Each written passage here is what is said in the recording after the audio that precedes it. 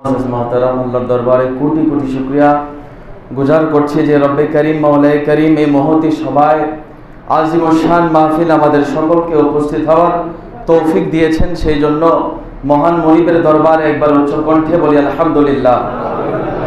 অসংখ্য গণিত দরুদ ও সালাম সরওয়ারে কায়নাত আহমদুর রাসূলুল্লাহ মুহাম্মদুর রাসূলুল্লাহ সাল্লাল্লাহু তাআলা আলাইহি ওয়াসাল্লামের পবিত্র নূরানি কদম মোবারকে আল্লাহর হাবিব যেন আমাদের পক্ষ থেকে গোলামানা শেখানা দুরুদ সালামের তোহফা নজরানা কবুল আর মঞ্জুর করেন। সকলে বলুন আল্লাহুম্মা আমিন। সম্মানিত উপস্থিতি, আমরা যেই মাহফিলে উপস্থিত হয়েছি আজকে, মাহফিলের নাম দাওয়াতুল খায়ের। মাহফিলের দ্বিতীয় পর্ব কোরআনুল কারীম থেকে তাফসীর। আমি মনস্থ করেছি আজকে কালামে পাকের 106 নম্বর সূরা আপনাদের সকলের জানা এবং সকলের মুখস্থ আছে। আমি চাচ্ছি আমাকে যে কোনো দাওয়াতুল খায়েরেই প্রোগ্রামে ইনভাইট করা হয়, আমি চাই শেষের সূরাগুলির একটু তাফসীর শোনানোর জন্য। তো শেষের সূরা কুরাইশ, সূরা ফিল মশ করালেন আমাদের হুজুর। সূরা ফিলের পরে সূরা কুরাইশ, এই সূরা কুরাইশ নিয়ে আমি কিছু কথাবার্তা বলবো। আল্লাহ যেন আমাকে কালিমাতুল হক বলার তৌফিক দান করেন। সকলেই বলুন আল্লাহুম্মা আমিন। সূরা কুরাইশ কালামে পাকের 106 নম্বর সূরা, মক্কায় অবতীর্ণ হয়েছে। এই সূরা আল্লাহর হাবিবকে রহমাতুল লিল আলামিন নবীকে আল্লাহ রাব্বুল আলামিন এত শান মান ইজ্জত দান করেছেন। আল্লাহর হাবিব যে বংশ নিয়ে দুনিয়াতে আগমন করেছেন, ওই বংশের নামে আল্লাহ কালামে পাকের মধ্যে একটা সূরা দিয়েছেন। জোরে বলুন সুবহানাল্লাহ। আল্লাহর হাবিব যেই বংশে আগমন করবেন, ওই বংশের নামে একটা সূরা দিয়ে দিয়েছেন। ওই বংশের যারা ছিলেন, পূর্বপুরুষ যারা ছিলেন, তাদের কি কাজ ছিল, তারা কি করতেন, এই ব্যাপারগুলি আল্লাহ এই সূরাতে তেলাওয়াত করেছেন, তুলে ধরেছেন, মানুষদেরকে জানিয়ে দিয়েছেন। আল্লাহ রাব্বুল আলামিন বলতেছেন, বিসমিল্লাহির রহমানির রহিম, লিইলাফি কুরাইশ। আমরা তাফসীরে যাওয়ার আগে ছোট্ট করে একটু শানে নজুল শুনুন। এই সূরার শানে নজুল বর্ণনা করতে গিয়ে একটা হাদিস শরীফ বলি। উম্মে হানি রাদিয়াল্লাহু তাআলা আনহা থেকে বর্ণিত, রাসূল পাক সাল্লাল্লাহু আলাইহি ওয়াসাল্লাম বলেছেন যে কুরাইশদেরকে আল্লাহ রাব্বুল আলামিন 7টা বিষয়ে মর্যাদা দিয়েছেন। তার মধ্যে একটা বিষয় হলো, আল্লাহর হাবিব পৃথিবীতে কিন্তু বংশের অভাব ছিল না।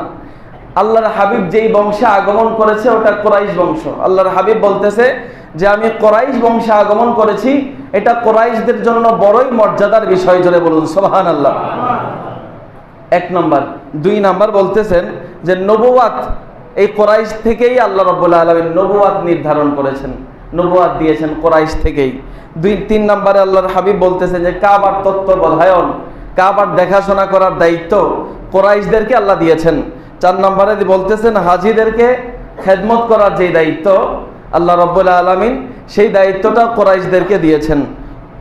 5 নম্বরে হস্তি বাহিনী থেকে আল্লাহ রাব্বুল আলামিন কাবাকে বাঁচিয়েছেন। কুরাইশরা কাবার চত্বরে কাবাকে দেখাশোনা করত, কাবার হাজিরা হজ করতে আসলে হাজিদেরকে খেদমত করত। এ দ্বারা তাদেরকে রুটি রুজির রোজগার হতো, আয় রোজগার হতো। তো এই কাবাতে যখন হস্তি বাহিনী, আব্রাহা বাহিনী আক্রমণ করলেন, আল্লাহ রাব্বুল আলামিন কুদরত দ্বারা আবাবিল নাজিল করে ওই কাবাকে রক্ষা করেছিলেন। 6 নম্বরে আল্লাহ রাব্বুল আলামিন ওই ঘটনার পর কুরাইশরা 10 বছর কারো ইবাদত করে না, একমাত্র আল্লাহর ইবাদত করেছে। অন্যান্য তো মূর্তির পূজা করেছে, কিন্তু এই ঘটনা ঘটেছে হস্তি বাহিনীর ঘটনার পর 10 বছর কুরাইশগণ আর কারো ইবাদত করে নাই, একমাত্র রব্বে কারীমের আল্লাহ রাব্বুল আলামিনের ইবাদত করেছে। 7 নম্বরে আল্লাহর হাবিব বলেন যে কুরাইশদের 7 নম্বর মর্যাদা হলো যে তাদের নামে কালামে পাকে একটা সূরা এসেছে, এবং এই সূরাতে আর কারো কথা আল্লাহ বলে নাই, শুধু এই কুরাইশদের কথাই তুলে ধরেছেন। তখন আল্লাহর হাবিব রহমাতুল লিল আলামিন বিসমিল্লাহ সহকারে এই সূরা কুরাইশ তেলাওয়াত করলেন। কুরাইশ প্রথম আয়াত আল্লাহ রাব্বুল আলামিন বলতেছেন, তেলাওয়াত আগেই করে ফেলেছি, সময় সংক্ষিপ্ত, আমি সংক্ষিপ্ত করছি। প্রথম আয়াতে আল্লাহ রাব্বুল আলামিন বলতেছেন লিইলাফি কুরাইশ। কুরাইশদের এই জন্য যে কুরাইশদেরকে আকর্ষণ প্রদান করা হয়েছে, কুরাইশদের একটা আকর্ষণ ছিল, আসক্তি ছিল, ইলাফ ছিল। এই সূরার আরেকটা নাম সূরাতুল ইলাফ, আকর্ষণ, আসক্তি। তো এই কুরাইশ কাদেরকে বলা হয়? কুরাইশ বলা হয় নাজার ইবনে কেনানার বংশধরকে। নাজার ইবনে কেনানা থেকে যেই বংশধারা পৃথিবীতে এসেছে সেটাই হলো কোরাইশ, তাদের বংশটাকে কোরাইশ বলা হয়। জামে তিরমিজির মধ্যে একটা হাদিস এসেছে, এই হাদিসটা এখানে এসেছে ধারাবাহিকভাবে, এখানে লেখা আছে, আমি আমার মতো গুছিয়ে বলার চেষ্টা করছি। আল্লাহ রাব্বুল আলামিনের হাবিব রাহমাতুল্লিল আলামিন বলতেছেন যে নিশ্চয়ই ইসমাইল আলাইহিস সালাতু ওয়াস সালামের বংশ থেকে কেনানাকে আল্লাহ নির্বাচন করেছেন, আর কেনানা থেকে কোরাইশকে নির্বাচন করেছেন, কোরাইশ থেকে বনু হাশিমকে নির্বাচন করেছেন, আর বনু হাশিম থেকে নির্বাচন করেছেন আমি নবী রাহমাতুল্লিল আলামিনকে। জোরে বলুন সুবহানাল্লাহ। অর্থাৎ বনু কেনানার যেই বংশধারা, তোর মধ্যে আল্লাহ যাদেরকে সম্মানিত করেছেন, নির্বাচন করেছেন, তাদের কথা আল্লাহর হাবিব বলতেছেন যে প্রথমে ইসমাইল আলাইহিস সালাতু ওয়াস সালামের বংশধর থেকে কেনানাকে নির্বাচন করেছেন, কেনানার বংশ থেকে বনু হাশিমকে, হাশিমের বংশ থেকে আমি নবীকে নির্বাচন করেছেন, আমি নবীর দ্বারা এই কোরাইশটা দামি হয়েছে। তো আল্লাহর হাবিব রাহমাতুল্লিল আলামিন উনি, ওনার আব্বাজানের নাম হযরত আব্দুল্লাহ রাদিয়াল্লাহু তাআলা আনহু, ওনার আব্বাজানের নাম আব্দুল মুত্তালিব, ওনার আব্বাজানের নাম হযরত হাশিম। হাশিম ওইটাকেই বনু হাশিম, হাশিম থেকে যেই বংশধারা এসেছে এটাই বনু হাশিমের বংশধর। তো এই কোরাইশ শব্দটা, কোরাইশ শব্দের একটু ব্যাখ্যা করছি। কোরাইশ শব্দটা করশুন অথবা তাকাররস, এই দুই শব্দ থেকে এসেছে। কোরাইশ শব্দের অর্থ হলো উপার্জন করা, ব্যবসা বাণিজ্য করা, জমা করা, রোজগার করা। কোরাইশরা তারা ব্যবসা বাণিজ্যের জন্য বিভিন্ন জায়গায় সফর করতেন, ব্যবসা বাণিজ্যের জন্য, রোজগারের জন্য বিভিন্ন জায়গায় সফর করতেন। এই ব্যাপারগুলি আল্লাহ এই সূরাতে তুলে ধরেছেন। আল্লাহ বলতেছেন কোরাইশদের আসক্তি আছে, আকর্ষণ আছে। কিসের আকর্ষণ? আল্লাহ রাব্বুল আলামিন বলতেছেন যে কোরাইশদের আকর্ষণ হলো ইলাফিহিম রিহলাতাশ শিতাই ওয়াস সাইফ। কোরাইশদের আকর্ষণ হলো শীতকালে এবং গ্রীষ্মকালে ব্যবসা বাণিজ্যের উদ্দেশ্যে সফর করা। জোরে বলুন সুবহানাল্লাহ। কোরাইশদের আদত বলতেছেন আল্লাহ, যে কোরাইশদের অভ্যাস, আসক্তি, আকর্ষণ হলো যে তারা শীতকালে এবং গ্রীষ্মকালে বিভিন্ন জায়গায় ব্যবসায়ের কাজে সফর করে। সফর করতে গিয়ে যখন তারা শীতকালে সফর করে তখন ইয়ামান দেশে সফর করত ব্যবসায়ের কাজে। ইয়ামান দেশটা গরম প্রধান দেশ ছিল, বেশি বেশি গরম থাকতো, এখনো গরম থাকে। তো কোরাইশরা মক্কায় যখন শীত লাগতো তখন তারা ব্যবসার জন্য সফর করতেন ইয়ামানে, যেন গরম গরম লাগে, একটু শীতটা যেন কেটে যায়। আর যখন গরম আসতো মক্কাতে তখন তারা সিরিয়াতে আর ফিলিস্তিনে ব্যবসার কাজে সফর করতেন, যেন ওই গরমটা তাদের মাঝে না লাগে, ব্যবসার কাজে তারা সফর করতেন। তো আল্লাহ রাব্বুল আলামিন বলতেছেন যে ইলাফিহিম রিহলাতাশ শিতাই ওয়াস সাইফ, তাদের আসক্তি, তাদের অভ্যাস হলো, তাদের আকর্ষণ হলো শীতকালে এবং গ্রীষ্মকালে ব্যবসায়ের কাজে সফর করা। তারপর আল্লাহ রাব্বুল আলামিন বলতেছেন যে তারা যে সফর করে, ওই হস্তি বাহিনীর ঘটনা ঘটেছিল। ওই ঘটনার পর মক্কা মুআজ্জামার সম্মান, কাবার সম্মান আরো বেড়ে গিয়েছিল। হস্তি বাহিনী নিয়ে ইয়েমেনের বাদশা যে কাবাতে আক্রমণ করেছিল, আল্লাহ রাব্বুল আলামিনের কুদরতি ক্ষমতা দিয়ে আবাবিল পাখি পাঠিয়ে কাবাকে যে আল্লাহ রক্ষা করেছেন, এই জন্য ওই ঘটনার পর থেকে কাবার দাম এবং মক্কার দাম, মক্কাবাসীর দাম আরো বেশি বেড়ে গিয়েছিল। কোরাইশদের দামও বেশি বেড়ে গিয়েছিল। তারা যখন রাস্তা দিয়ে সফর করতেন ব্যবসায়ের কাজে, একটু মনোযোগ দেবেন, এগুলি কিন্তু গল্প ঘটনা না, আপনারা মনোযোগ না দিলে বুঝবেন না। তাফসীর এটা সহজ ব্যাপার না।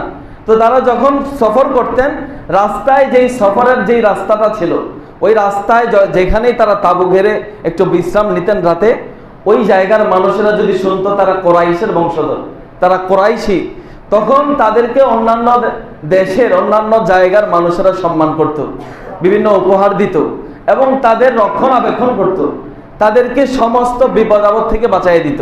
সুবহানাল্লাহ বলেন। কোরাইশ বংশের সম্মানে, ওই যে কাবার সম্মানে কোরাইশরা সম্মানিত, আর কোরাইশরা সম্মানিত হচ্ছে ওই সফরের মধ্যে গিয়ে বিভিন্ন প্রকারের ডাকাত আক্রমণ করত ব্যবসায়ী বণিকদেরকে। কিন্তু কোরাইশরা যখন কোনো সফরে যাইতো ব্যবসায়ের কাজে, তখন ওই কোরাইশদেরকে ডাকাতরাও আক্রমণ করতো না। তো আল্লাহ রাব্বুল আলামিন কোরাইশদেরকে এই নিয়ামত দিয়েছে, তাদের রুটি রুজির ব্যবস্থা করেছে কাবার মাধ্যমে। কাবার চত্বরে তাওয়াফ করতে আসতো, এসে কাবার চত্বরে যেই হাজিরা হজ করতে আসতো তাদের খেদমতের দায়িত্ব, তাদের বিভিন্ন প্রকারের সরঞ্জামাদি তাদেরকে পৌঁছে দেওয়ার দায়িত্ব কুরাইশদের ছিল। তো তারা যারা হাজিরা আসতো কুরাইশদেরকে বিভিন্ন প্রকারের উপহার দিয়ে যাইত, পারিশ্রমিক দিয়ে যাইত, এটা দিয়ে তারা তাদের রুটি রুজির ব্যবস্থা করতো, রোজগারের ব্যবস্থা হইতো তাদের। তো এটা দিয়ে যখন নিজেদের প্রয়োজন মিটত না তখন তারা ব্যবসায়ের কাজে সফর করতো শীতকালে এবং গ্রীষ্মকালে। যখন সফর করতো আল্লাহ রাব্বুল আলামিন কুদরতিভাবে তাদের সম্মানিত করত, তাদের সমস্ত বিপদ আপদ থেকে বাঁচাতো, ভয় থেকে বাঁচাতো, এবং আল্লাহ রাব্বুল আলামিন তাদের ব্যবসার মধ্যে উন্নতি দিত। তো আল্লাহ রাব্বুল আলামিন বলতেছেন এই যে নিয়ামত দিচ্ছে কুরাইশদেরকে, তো কুরাইশদেরকে আল্লাহ রাব্বুল আলামিন রক্ষণাবেক্ষণ দিচ্ছেন, রুটি রুজির ব্যবস্থা করতেছেন, এত সম্মান দিয়েছেন। এখন কুরাইশদের করণীয় কি আল্লাহ বলতেছেন, ফালিয়াবুদু, তাদের উচিত তাদের উচিত ফালিয়াবুদু, তারা যেন ইবাদত করে। কার ইবাদত করবে? রব্বা হাযাল বাইত, এই ঘরের রবের। জোরে বলুন সুবহানাল্লাহ। এই ঘর বলতে আল্লাহ কাবা শরীফকে বলতেছেন যে কাবা ঘরের রব যিনি, ওই রবের যেন ইবাদত করে কুরাইশরা, তারা যেন ওই কাবা ঘরের রবের ইবাদত করে। আল্লাহ তো তাদেরকে নিয়ামত দিচ্ছেন, বিভিন্ন প্রকারের রহমত নাজিল করতেছেন তাদের উপরে। তো এখন তাদের কাছ থেকে চাচ্ছেন যে তোমাদেরকে এত কিছু দিচ্ছি, এখন ফালিয়াবুদু, তোমরা ইবাদত করো রব্বা হাযাল বাইত, এই ঘরের রবের, প্রতিপালকের রবের ইবাদত করো। জোরে বলুন সুবহানাল্লাহ। তারপর আল্লাহ রাব্বুল আলামিন বলতেছেন আল্লাযী আত'আমাহুম মিন জু, যিনি তোমাদের ক্ষুধার্ত অবস্থায় আহার দিয়েছেন। কুরাইশদেরকে বলতেছেন আল্লাহ যে যিনি তোমাদেরকে ক্ষুধার্ত অবস্থায় আহার দিয়েছেন, খাবারের ব্যবস্থা করেছেন। এবং এখানে একটা টিকা ধরেছে, আমি টিকা থেকে একটু কথা বলি। এভাবে যে মক্কা মুআজ্জামার পর্বতমালা ও অনর্বর এলাকায় কাবা মুআজ্জামা দ্বারা তাদেরকে রুটি রুজি দিয়েছেন, অথবা যখন মক্কাবাসী মুসলমানদের সম্পূর্ণরূপে বয়কট করলো, মুসলমানদেরকে মক্কাবাসীরা একবার বয়কট করেছিল, তখন মহান রব তাআলা তাদের ওপর বৃষ্টি এবং শস্যের আমদানি বন্ধ করে দিলেন। মক্কাতে যখন কাফেররা মুসলমানদেরকে বয়কট করলেন তখন কাফেরদের শস্য আমদানি এবং বৃষ্টি মক্কাতে বন্ধ করে দিয়েছে, যেন মুসলমানদের ওপর ক্ষিপ্ত হওয়ার কারণে। তা আল্লাহ রাব্বুল আলামিন তাদের উপর ক্ষিপ্ত হয়েছেন। অতঃপর যখন তারা খুলে দিল, মক্কাবাসীরা যখন মুসলমানদেরকে পুনরায় আবার বয়কট করা বন্ধ করলো, তখন আল্লাহ রাব্বুল আলামিন বৃষ্টি নাজিল করলো, তারপরে শস্য আমদানি শুরু হয়ে গেল, তাদের ক্ষুধা থেকে মুক্তিদান করলো। এ থেকে বোঝা গেল যে ক্ষুধার সময় রুটি আল্লাহর নিয়ামত, একে শুকর করা অপরিহার্য। অথবা মক্কাবাসীদেরকে আত্মার ক্ষুধা থেকে মুক্তি দিলেন আল্লাহ রাব্বুল আলামিন, সমস্ত ক্ষুধা থেকে তাদেরকে মুক্তি দিয়েছেন। অর্থাৎ হুজুর আলাইহিস সালাতু ওয়াস সালামের মাধ্যমে রুহানি খাদ্য বলি ঈমান ও ইবাদত সমূহ দান করেছেন মক্কাতে কুরাইশদেরকে। হুজুর রাহমাতুল্লিল আলামিনকে মক্কাতে কুরাইশে পাঠিয়ে দিয়েছেন, এর চেয়ে বড় নিয়ামত আর কি? রুটি রুজির কথা তো মামুলি কথা, আর সবচেয়ে বড় নিয়ামত যেটা আল্লাহ রাব্বুল আলামিন মক্কাবাসীকে দিয়েছেন সেটা তো আপনার আমার নবী রাহমাতুল্লিল আলামিন। জোরে বলুন সুবহানাল্লাহ। তো ওই নবী রাহমাতুল্লিল আলামিনের শান আজমত আল্লাহ রাব্বুল আলামিন প্রত্যেকটা সূরায় সূরায় বর্ণনা করেছেন। সূরা কুরাইশটাও আমার নবীর বংশ মর্যাদা নিয়ে নাজিল করা। আমার নবীর বংশ যে কত দামি বংশ, কত আলা মর্যাদাওয়ালা বংশ, ওইটা আল্লাহ কালামে পাকে ইরশাদ করেছেন। তো আল্লাহ রাব্বুল আলামিনের কাছে তো আমরা সকলেই চাওয়া দরকার আছে না? আল্লাহর কাছে চাইবো কিভাবে? এখানে টিকা ধরতেছে যে আল্লাহ রাব্বুল আলামিন কিভাবে চাইতে হবে। আল্লাহ নিজের বেলা বলেছেন যে রব্বা হাযাল বাইত, কাবার প্রতিপালক, কাবার রব। আমরা যখন আল্লাহর কাছে মোনাজাত করব আমরা বলবো হে কাবার রব, হে কাবার প্রতিপালক, হে আমার নবী রাহমাতুল্লিল আলামিনের রব, আপনি আমার দুঃখ দুর্দশা দূর করে দেন। যখন আল্লাহর হাবিবের উসিলা দিয়ে নাম নিয়ে, কাবার নাম নিয়ে আল্লাহর দরবারে চাইবেন, এই দোয়াটা কবুল হয়ে যাবে। জোরে বলুন সুবহানাল্লাহ। আল্লাহ রাব্বুল আলামিন বলতেছেন যে ওয়া আমানহুম মিন খাউফ, তাদের থেকে ভয় ভীতি দূর করে দিয়েছেন, তাদের এক বড় ভয় থেকে নিরাপত্তা দান করেছেন। এক মহামারী ছিল তাদের মাঝে, এই মহামারী আল্লাহ রাব্বুল আলামিন কুদরতিভাবে মহামারী থেকে তাদেরকে রক্ষণাবেক্ষণ করেছেন, নিরাপত্তা দান করেছেন আল্লাহ রাব্বুল আলামিন। হেরেম শরীফের নিরাপত্তা রয়েছে। হেরেম শরীফ অথবা মক্কাবাসীদেরকে কুষ্ঠ রোগের আশঙ্কা মুক্ত করে দিলেন। এখানে ভয়ভীতি দূর করেছেন বলতে টিকা ধরতেছে যে মক্কাবাসীদেরকে কুষ্ঠ রোগ থেকে আশঙ্কা মুক্ত করে দিলেন, অর্থাৎ এই রোগটি সেখানে কখনো হবে না, মক্কাতে কখনো কুষ্ঠ রোগ হবে না, কখনো ভূমিকম্প হবে না। তো মক্কা অনুরূপভাবে মহামারী রোগ ব্যাধি থেকে এই ভূখণ্ডটা নিরাপদ। অথবা হেরেম শরীফের বরকতে মক্কাবাসীদেরকে হত্যা ও লুণ্ঠন থেকে মুক্ত রেখেছেন। যখন আরবদের সর্বত্রই লুটতরাজ বিরাজমান ছিল, অথবা হুজুরের ওসিলায় তাদের কবর এবং আখেরাতের ভয়ভীতি থেকে নিরাপত্তা দান করেছেন। অর্থাৎ ইমানে কবুল করুন, আল্লাহ রব্বুল আলামিন তাদের ইমান কবুল করেছেন আর জান্নাতে প্রবেশ করাবেন যারা আল্লাহ রব্বুল আলামিনের হাবিবের যেই দিনকে ওই দিনকে কবুল করেছেন তাদেরকে জান্নাতে কবুল করাবেন এবং আল্লাহ রব্বুল আলামিনের হাবিবের শাফাত দ্বারা তাদেরকে ধন্য করবেন। আল্লাহ রব্বুল আলামিনের হাবিবের নূরানি শাফাত যেন আমাদের ভাগ্যে নসিব হয়, সেই আশা ব্যক্ত রেখে সর্বশেষে ছোট্ট একটা হাদিস শরীফ শুনিয়ে দিচ্ছি। আল্লাহ রব্বুল আলামিন কালামে পাকে বলেছিলেন যে ফালিয়াবুদু, তোমরা ইবাদত করো। আল্লাহ তো শুধু কুরাইশদেরকে নিয়ামত দেয় নাই, নিয়ামত তো আমাদেরকেও দিয়েছে কি না? আমাদের মাঝে তো নিয়ামত গণনা করলে শেষ করা যাবে না। তো আল্লাহ রব্বুল আলামিন ওনার নিয়ামতের শুকরিয়া কিভাবে আদায় করবেন? আল্লাহ রব্বুল আলামিনের হাবিব হাদিসে পাকের মধ্যে ইরশাদ করেছেন, সহিহ বুখারীর হাদিস, মুআজ ইবনে জাবাল রাদিয়াল্লাহু তাআলা আনহু নবীজির সাথে একটা সাওয়ারির উপরে আছে। সাওয়ারির উপরে মুআজ পিছনে বসা, আল্লাহর হাবিব সামনে বসা। আল্লাহর হাবিব প্রশ্ন করতেছে, ও মুআজ, তুমি কি জানো আল্লাহর উপরে বান্দার হক কি আর বান্দার উপরে আল্লাহর হক কি? মুআজ বলে, আল্লাহু ওয়া রাসূলুহু আ'লাম ইয়া রাসূলুল্লাহ, আল্লাহ এবং তার রাসূল ভালো জানে। সাহাবায়ে কেরামের আদত ছিল, অভ্যাস মোবারক ছিল, তাদেরকে কোনো প্রশ্ন করা হলে তারা উত্তর জানা থাকলেও নবী সাল্লাল্লাহু আলাইহি ওয়াসাল্লামের কাছে বলতো, আল্লাহু ওয়া রাসূলুহু আ'লাম ইয়া রাসূলুল্লাহ, আল্লাহ এবং তার রাসূল ভালো জানেন। সাহাবীদের আকীদা আল্লাহ জানেন, নবীও জানেন, আর আমাদের আকীদা শুধু আল্লাহ জানেন নাকি? আমাদের আকীদা কি আল্লাহ জানেন শুধু? সাহাবীদের আকীদা আল্লাহ জানেন, আল্লাহ নবীকে যতটুকু জানিয়েছেন নবীও জানেন। তো সাহাবী বলতেছেন, ইয়া রাসূলুল্লাহ, আল্লাহ তার রাসূল ভালো জানেন। তো রাসূল সাল্লাল্লাহু আলাইহি ওয়াসাল্লাম নবী দুজাহা উত্তর করছেন যে বান্দার হক হলো আল্লাহর সাথে শরীক না করা। আল্লাহর হক বান্দার উপরে, বান্দা যেন কোনোদিনও আল্লাহর সাথে শরীক না করে, আল্লাহর সাথে কাউকে সমকক্ষ মনে না করে। আর বান্দার হক হলো, আর আল্লাহর হক হলো বান্দার উপরে যে যেন কোনো বান্দা যদি শিরক না করে, আল্লাহর সাথে কাউকে শরীক না করে, তখন আল্লাহ রাব্বুল আলামিন তাকে সমস্ত শাস্তি থেকে মুক্তি দিয়ে দিবেন। জয় বলুন সুবহানাল্লাহ। তো মুআজ বলতেছে, ইয়া রাসূলুল্লাহ, এই হাদিস কি আমি মানুষের সামনে বলে দিব? এই পয়গামটাকে আমি মানুষের কাছে পৌঁছে দিব?